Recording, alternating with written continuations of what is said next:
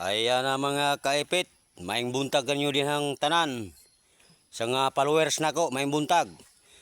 Di karon ako sa Mitakas. Nag-harvest kami og mga mangga. Yan mga kaipit.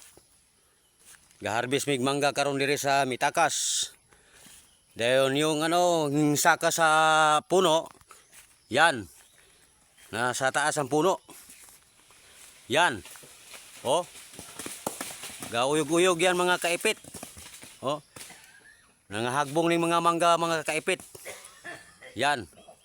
Oh, ang daming mga mangga dito. Parang umuulan ng mga mangga. Dito. Yan mga kaipit.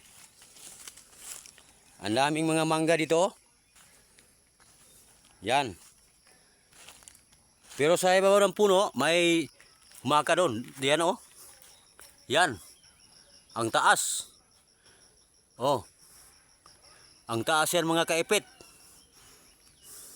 Ang daming mga mangga dito. Oh. Yan mga kaipit. Gusto kayong umorder mangga? Yan. Nagpanghagbong. Kasi sa ibabaw ng puno, inuuyog yan. Mga kaipit. Yung may-ari ng mangga ito. Si Julan yan mga kaipit. Yan. At saka adto pa naman nagsuro sa sa mutya, sa birgado. Yan mga kaipit.